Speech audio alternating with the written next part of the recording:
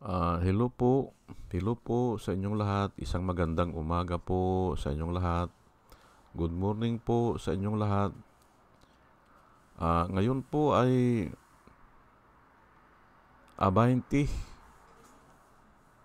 ng September 20, 2024. At ang oras po dito sa Los Angeles, California ay alas 6:30 ng umaga. Friday po ngayon, Friday.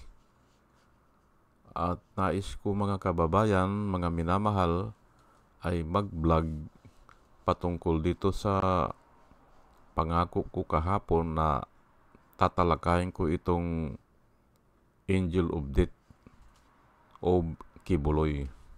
Ayan po. Pero marami na akong naririnig na nagbablog patungkol dito. Pero hindi ko na tatalakayin yung mga tinatalakay nila. Ang tatalakayin ko po dito, yung saan ba kinuha ni Kibuloy yan? Yung word na yan. Opo. Na para bang hiwaga o para bang alanganin na totoo, alanganin din na hindi totoo. Kasi pinaghalo po Angel of Death Ayan po.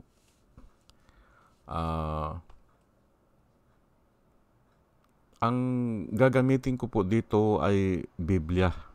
Opo. Napakarami po kasi na verses na pwede posible na doon niya kinuha. Opo. Kaya yan po ang tatalakayin ko. Pero alam natin na dahil nga marami na po ang nagbablog, hindi po ba?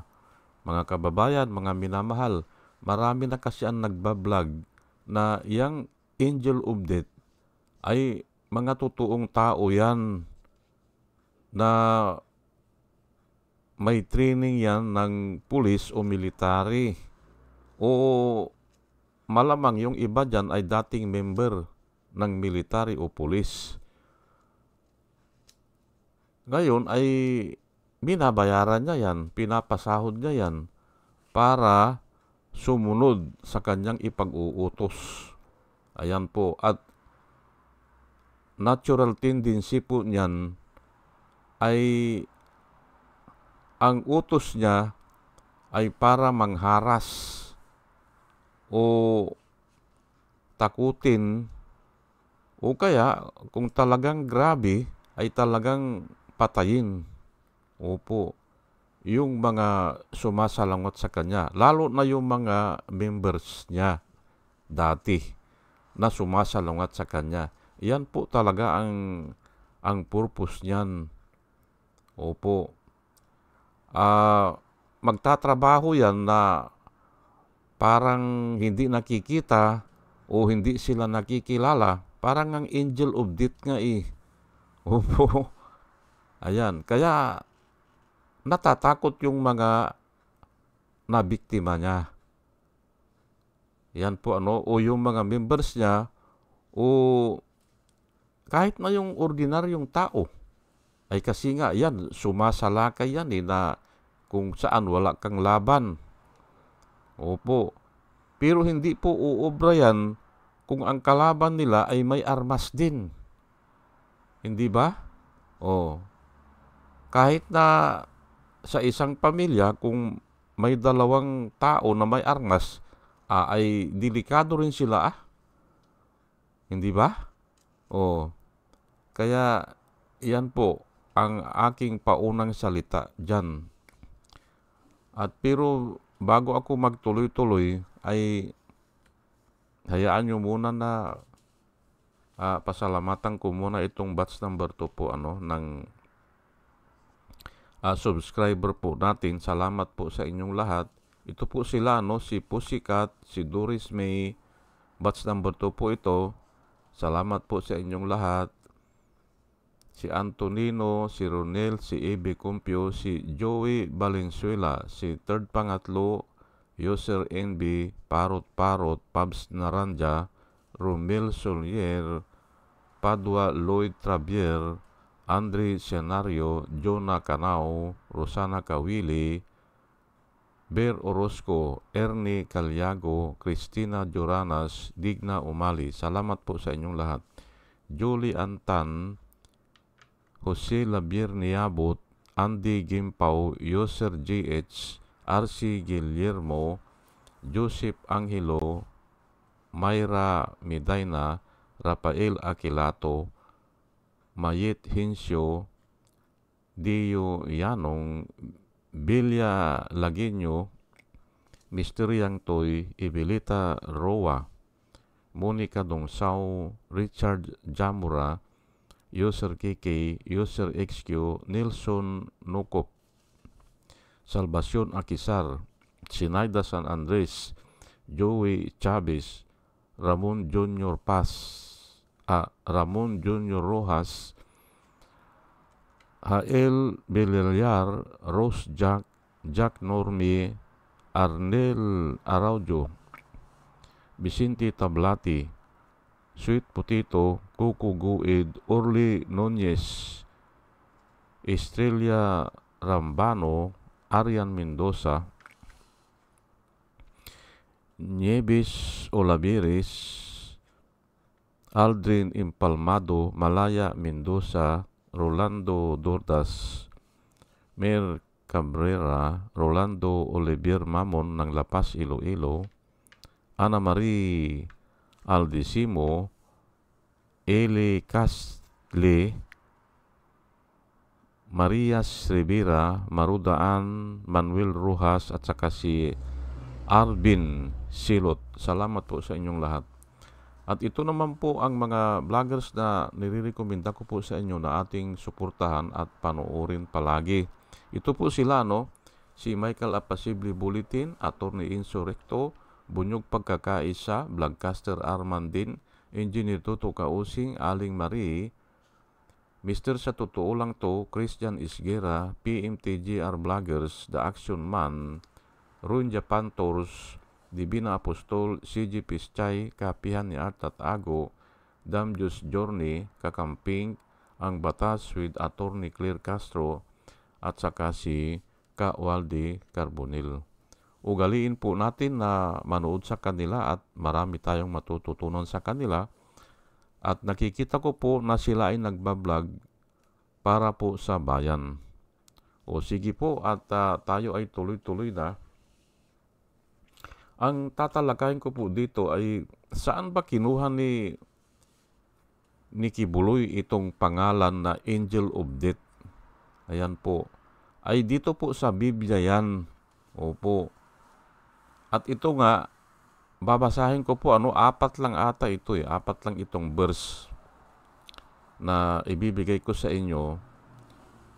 Ito po sa Exodus chapter 12. Na kung saan, yung ikinuwento ko nung isang araw, kahapon ata yun, nabanggit ko rin, na sa makabagong translation po, ay binabanggit na yung angel of death ng Diyos, unang Panginoon, ay sila yung pumatay o siya yung pumatay doon sa firstborn ng mga Egyptian. Mga firstborn, yung panganay, at kasama po ang hayop. Kung may alaga kang hayop, yung panganay nun, patay. Kung may anak ka, yung panganay mo, patay. Yun po ang pang-10 na salot na pinadala ng Panginoon, at ang ginamit ay Angel of Death. Sa makabagong translation po yan. At yun nga, para maintindihan yung maigi, ay sasabihin ko na muna bago ko basahin, walang bahay na walang bangkay. Ibig sabihin, lahat ng bahay may patay. Opo, walang bahay na walang nananaghoy. Ayan po ang description ng Biblia noong dumaan yung angel of death doon sa lugar ng Ehipto. Ayan po at babasahin ko lang po Exodus 12 verse 29. Now at midnight the Lord struck down every firstborn male in the land of Egypt,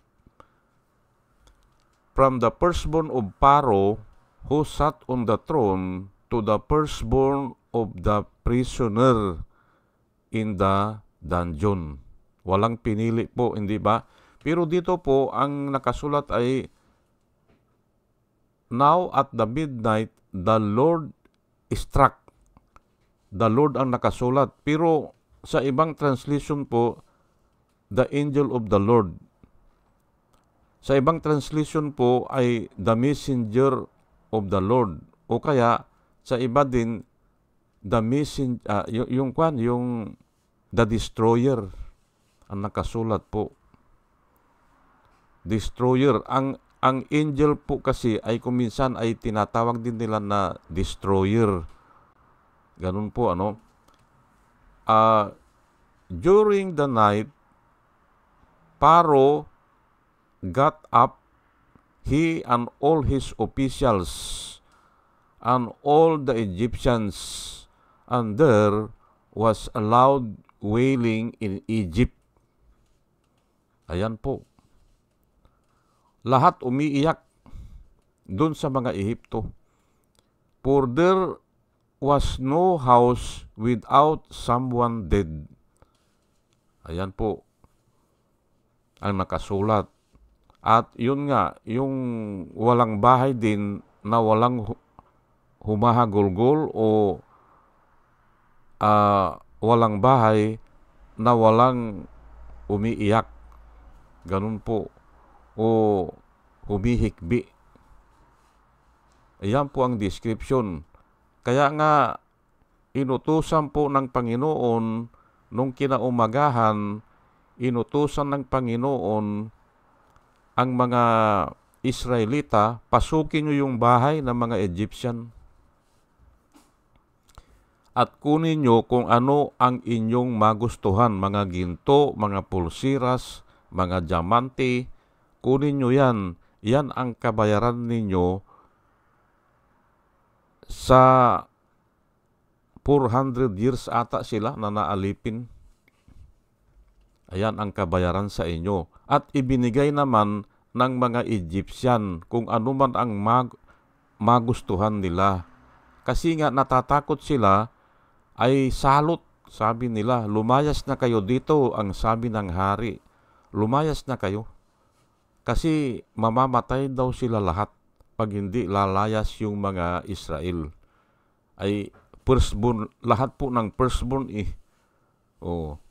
namatay Dito nakasulat male, pero sa ibang translation hindi male, basta firstborn. Yan po nakasulat.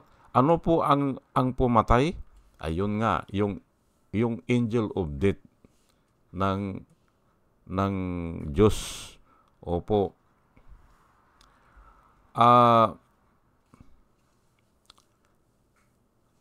Yun nga at yan ang tinatawag nilang Passover. Passover kasi ang sabi po ng Panginoon sa mamamagitan ng anghel ay kakatay kayo ng hayop. Kung ano yan, kung tupa yan o kambing yan o basta kakatay kayo ng hayop at yung dugo ilagay nyo sa baso o sa lalagyan at ipupunas nyo yung dugo sa mga durungawan, yung hamba ng mga dor at saka durungawan o yung mga maliliit na dor. Ipupunas nyo yan, yung dugo na yan, yung kinatay nyo na hayop. At sabi ng Panginoon, yung angel of death dadaan dyan sa inyo. Pero pag nakita yung dugo na nakapahid doon sa inyong mga pintuan sa yung hamba nga sa hamba ay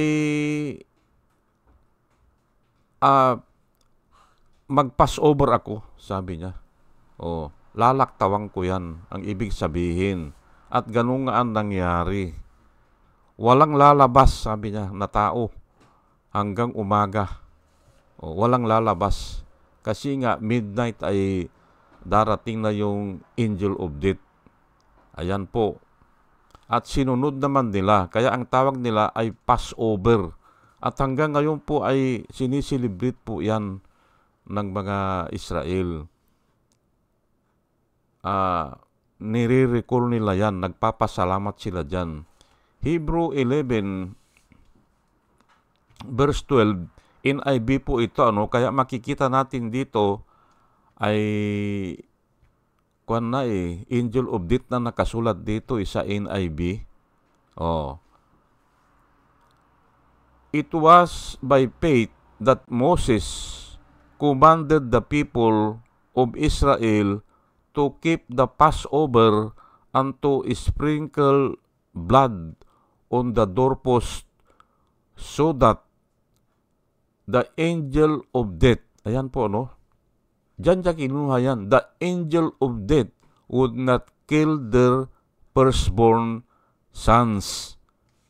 Ayan po ang nakasulat, hindi ba? Sa Hebrew, na kung saan ay yung nangyari doon sa Exodus, ay bakit after how many, ay siguro baka 2,000 years ito ang pagitan nito ni Moses at saka itong nagsulat ng Hebrew, ay bakit nalaman niya na ganyan ang nangyari, hindi ba? By faith, hindi ba? Sumunod sila, Moses, napunasan nila ng dugo yung mga doorpost nila o yung mga bintana nila para pagdaan ng angel of death ay hindi kasama yung mga panganay nila na mamatay. Ayan po by faith. Ayan po. Pero nga, ang binibigyan ko ng emphasis po dito, nakasulat na ang angel of death sa New International Version. Ito pa po, itong NIV din ng Job 33, verse 22. Basahin ko lang po they drew near to the pit and their life to the messenger of death. Ang tawag naman dito ay messenger of death. Ayan po. Lumalapit daw sila sa hukay at yung buhay nila ay nalalapit din sa angel of death o sa messenger of death. Ayan po. Yan po ang sabi ni Job. Aywan ko kung anong istorya yan. Itataas ko lang po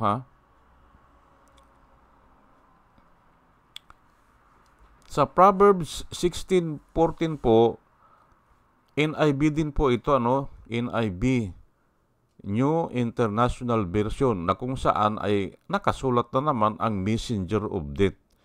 Kaya nga wala akong duda na yan ay kinuha ni Kibuluyan At makikita natin dito para maghasik siya ng takot o ng confusion. Opo. Ano ba yan? Angel ba yan o talagang pumapatay ng tao? Ay, totoo po talaga na pumapatay ng mga tao yan. Binabaril nga sa ulo yung napapakinggan ko na nagtitestimony. Opo. Na tinatalakay na ngayon ng mga vloggers. Yung isa, lula na binaril sa harapan ata ng kamag-anak niya sa ulo. Nagwawalis lang sa harapan ata ng bahay. Ay, ayan po. Hindi ba? Proverbs 16:14, a king's wrath is a messenger of death, but the wise will appease it. Ayan po. Yung daw anger wrath ng king ay messenger of death yan. O, yun ang sabi, hindi ba? O, but the wise will appease it. Yung mga wise ay parang parang minamagnify pa nila o yung King's Wrath ay parang pinaplaki pa nila. Pinaplaki means pinupuri pa nila. Ganun po yan. Ay oo nga naman, ay kasi kasi ang king kasi noon, nung kapanahonan na yan, nag-aakto rin po ng judge yan ay kung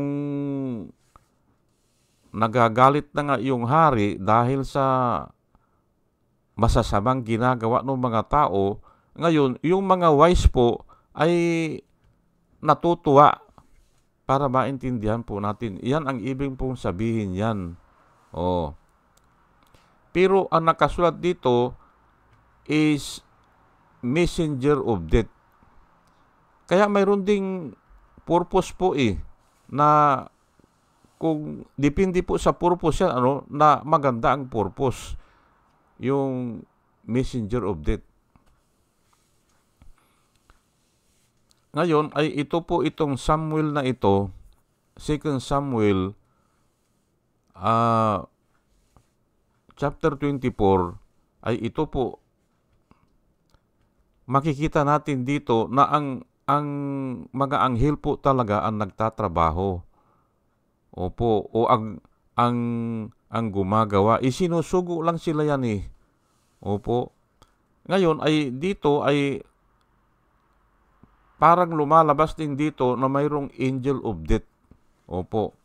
Kasi hindi naman ito NIV basta kinapipis ko lang po ito Basahin ko lang po para maintindihan natin na kung ano yung ginagawa ni Kibuloy. Opo. Umaakto po siya na kuwan na Diyos, na mayroon siyang angel of death. Ayan po ang ginagawa niya. At yan po ang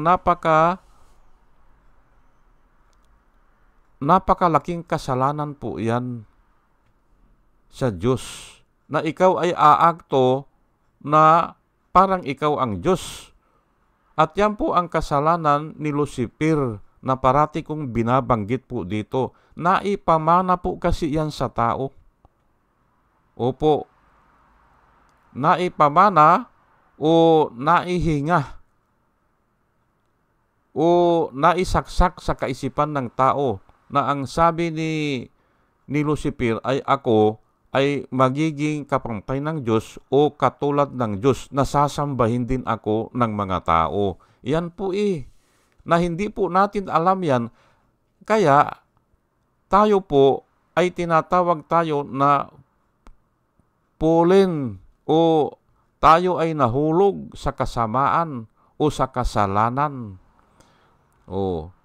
Kasi nga si Eva at Adan ay sumunod doon sa nagbalat kayo na ahas na si Lucifer yun. Sumunod sila Kaya they are fallen from grace. Nawala yung unang katayuan na kung saan ang tao po ay walang kamatayan, immortal. Remember, ang gusto po ng Diyos sa tao ay immortal ang tao. Walang kamatayan. Ay pero nga ay hindi naman pwede na walang kamatayan. Ay alam mong gumawa ng kasalanan. Hindi ba? Kasi doon po sa langit ay wala pong wala pong dishonesty, o walang personal interest doon, o walang doon, yung guilty conscience, wala doon. Wala. Kaya pinalayas sila. Ayan po. Kaya we are fallen from grace. Kaya nga ako, nagtataka nga ako bakit ang daming naniniwala doon sa sinabi ni Rodrigo Duterte, samantalang ako, alam ko na ang tao ay nahulog sa kasalanan nung sinabi ni Duterte na in 6 months at sinabi pa ni Bato, pwede, sabi niya. Pwede yan, naaayusin nila ang Pilipinas. Kako hindi nila kaya yan. Droga. Aayusin din nila ang droga. Ayun pala, sila ang kasangkot dyan o sila pa ang promotor dyan Hindi ba? Ayan po. At ito nga, itong Samuel na ito, 2 Samuel chapter 24, verse 15 hanggang 16, so the Lord sent a plague upon Israel from that morning until the appointed time, and 70,000 of the people from Dan to Beersheba died. 70,000 po yan nung nagpadala ng plago. Ay walang natin kung ano yan, kung anong sakit yan o ano yan. Basta 70,000 ang namatay. Ayan po.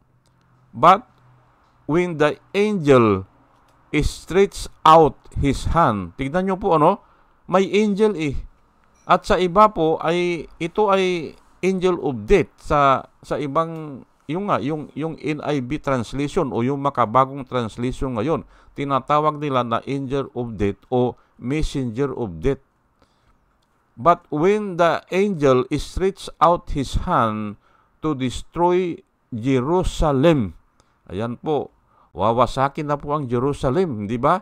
Una yung sa Dan at saka sa Beersheba, hindi ba? Dahil sa iyon nga ay anger ng kwan po ito ng Diyos hindi ba? The Lord relented from the calamity and said to the angel who was destroying the people. Kaya nga the destroyer nga ito yung mga lumang tipan, yung mga lumang translation po, ang tawag po sa kanila ay the destroyer, yung mga angel of death. Ayan po the angel who was destroying the people. Ayan po kinwan muna parang pinahinto, relented hindi ba? But when the angel stretched out the hand to destroy Jerusalem, the Lord relented from the calamity and said to the angel who was destroying the people, enough, sabi niya. Enough, sabi niya, tama na, hindi ba? Withdraw your hand now. Ayan may angel of death talaga na sinabihan na enough, sabi niya, withdraw your hand now. At that time, the angel of the Lord was by the threshing floor of Araunah the Jebusite. Ayan po. In-identify pa kung nasaan yung angel of death hindi ba? Doon daw sa kiskisan o doon sa gilingan ng kung trigo yan, threshing floor hindi ba? O nagigiik ng palay siguro yan. O naandun yung angel doon sa threshing floor. Ano ba yan? Giikan ba yan ng trigo? O alam nyo po ay ako ay nung naandun ako sa Jubil ay yang trigo pala ang lalaki niyan butil at ang lalaki ng kwan yan ng puno, lagpas tao pala yan, yang trigo. At ang lalaki ng butil. Kasi nung nasa Jubil ako ay ang daming ganyan ang daming trigo na nakikita namin. Ayun nga, may nabanggit dito na yung angel of the Lord ay naandun sa threshing floor ni Araunah na isang Jebusite. Ayan po. Kaya nga, kumplito po ang Biblia hindi ba? Maraming kwento o maraming nakasulat na na nahahagip din sa ibang books. Opo, katulad yan ay sa Hebrew na ipaliwanag din hindi ba? At kaya nga nagtutulong-tulong sila para maniwala ang tao na talagang mayroong ganun nangyari. Inuulit-ulit sa Biblia, sa ibang book. Ganun po yan. Na kung saan ay ang layo ay 1,000 years o 2,000 years pero naisusulat pa rin. O kahit na yung 500 years lang, hindi ba? Bakit? Maisusulat pa rin. Ayun na nga, kasi nga iisa ang author. Ayan po.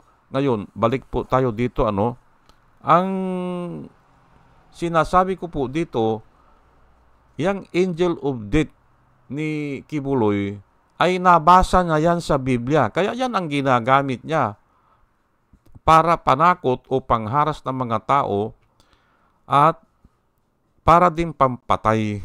Opo, remember, sinabi niya, hindi ba? Marami akong kaibigan, sabi niya sa NBI. Anong gusto nyo? Gira? Sabi niya, hindi ba? Tinatanong niya yung mga tao. Ayan din ang gagamitin ngayon sa kanya. Yung mga sinabi niya, yun din ang gagamitin ngayon sa kanya. Ay hindi naman niya mabawi yun. Sinabi na niya at nakarecord naman yan. Hindi ba? Aywan ko lang kung nananakot lang siya noon o ang akala niya siguro, ang buong akala niya ay si Duterte forever na. Hindi ba? Yun ang buong akala niya. At hindi pa yan. Ang akala nila ay nanalo si Bongbong na tauhan nila o sinuportahan nila ay ganun na rin. Ay hindi po may Diyos po na magbabago ng sitwasyon. May Diyos po. At yan na nga. Parang ang nakikita ko po ngayon na tatalakayin ko po siguro sa ibang araw yan, nagagamit ng Diyos si Marcos para kasuhan sila. Ayan po ang nakikita ko dyan, nagagamit ng Diyos si Marcos para sila ay ibilanggo. At yan lang nga ang nangyayari, hindi ba? Isa-isa na aywan ko lang ito si Duterte kung talagang ano ang gagawin niya, kung talagang siya ay huhuli na ng ICC.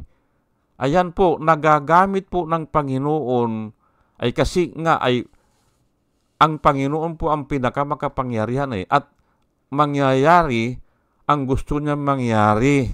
Ayan po. Ang tao kasi ay, sige, plano tayo. Ayan, sige. Kandidato natin si Marcos para tuloy-tuloy pa rin ang ligaya. Ganun po yan Pero hindi nila alam na ang Diyos ay chinichik na sila dyan. Ay marami nang nasalanta, hindi ba? Binilanggo nila si Dilima, hindi ba? Almost 6 years, hindi ba? Tinanggal nila si Sirino, hindi ba? Ayan po pinatigil, hindi nila binigyan ng lisensya ang ABS-CBN, bagamat yan ang pinaka-sophisticated na yung broadcasting company, hindi ba? Kumplito yan ng mga tauhan, hindi ba? Sa oras ng baha, naandyan sila, ay tinanggal nila. Ibinigay nila kay Kibuloy, ay wala naman yan si Kibuloy Wala mga equipment yan wala nga nanonood dyan Ayan po. Kaya nga, iyan ang sinasabi ko, na bagamat may plano ang mga tao, ayan nga, yung angel of death na yan, wala yan. Pag gumalaw po ang Panginoon, pag sinabi ng Panginoon, hanggang dyan na lang kayo, wala kayong magagawa dyan. Kahit na may angel of death pa kayo. Sige po, at sana ay may natutunan po tayo sa ating pakikinig at dinadalahin ko po sa Panginoon, mga kababayan, mga minamahal, sa ating pong pakikinig ay magkaroon po tayo ng wisdom na nanggagaling po sa Panginoon. At muli mga kababayan, mga minamahal, ay isang magandang umaga po sa inyong lahat. Good morning po sa inyong lahat. Hello po at salamat po sa inyong pakikinig. Salamat po ng marami. Salamat po.